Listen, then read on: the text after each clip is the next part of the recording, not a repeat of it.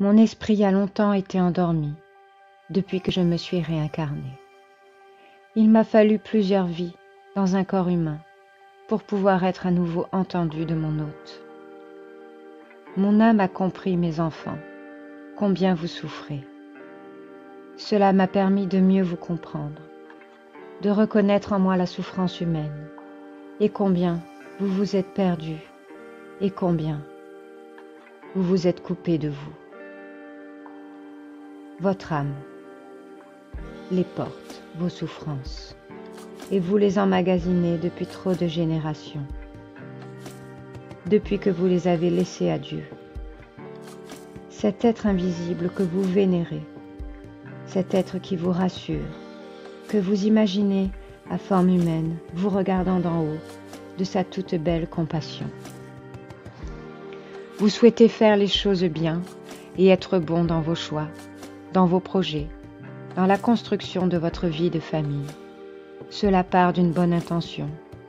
Seulement, vous vous perdez dans vos envies, dans vos besoins, dans ce que vous pensez être adéquat pour être bon. D'autres qui ne croient plus en rien pensent que la vie ne se vit qu'une fois. Cela est vrai pour celle que vous menez au présent, mais votre être est capable de mieux que cela. Vous êtes si triste, si coléreux, si souffrant. J'aimerais vous aimer encore mieux, vous serrer fort contre mon cœur et vous donner tout mon amour, toute ma lumière, pour vous aider à nouveau à reprendre votre souffle. Vous enlevez ce bandeau de métal que vous portez, vous serrez telle une mère. Vous montrez que le bonheur est en vous et en votre façon de voir le monde. Ceux qui vivent en ce moment, ce n'est pas de votre faute. Et pourtant, des millions ont été incarnés lorsque vous avez commencé à changer. Lorsque vous avez commencé à me délaisser, et donc vous délaisser. Je vous pardonne, comme toujours. Pourtant, je souhaite ne pas en rester là. Ceux qui seront guidés vers moi, vers mes messages, seront prêts au changement. Le changement qui va vous ramener à vous, donc à moi. Je suis vous, vous êtes moi. Nous sommes un, tous extraordinaires. Vous avez toujours été dans l'amour, mais vos peurs vous enferment dans la souffrance. Cette souffrance n'est pas votre ennemi. Elle est juste un résultat de plusieurs incarnations. Ceux qui pratiquent le nettoyage karmique sont dans la peur. Ils veulent se couper de leurs choix antérieurs, de leurs chocs émotionnels qui vous font pourtant grandir, croyant cela comme le salut de leur vie actuelle. Cela est faux et reflète donc la peur. Votre âme porte tout en elle. Elle est la particule divine du tout. Elle est Dieu. Elle est divinité. Vous êtes votre âme et personne ne peut s'en défaire. Seul votre cerveau, avec sa pensée de peur, le peut. Seulement un instant.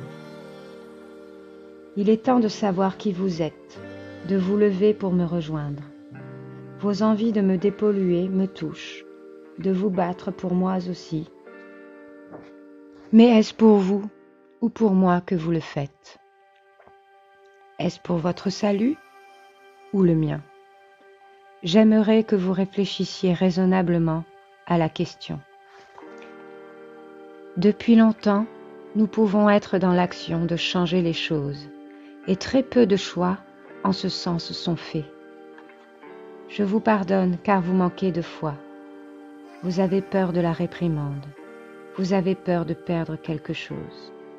Pourtant, vous avez déjà perdu la vie. Qui vous êtes ? Et il me semble plus opportun de d'abord vous rappeler de qui vous êtes. Beaucoup s'éveillent, peu se rappellent qui ils sont, car vous restez cachés dans vos analyses, au lieu de sentir la prison que vous vous êtes construite. La libération de votre divinité doit être.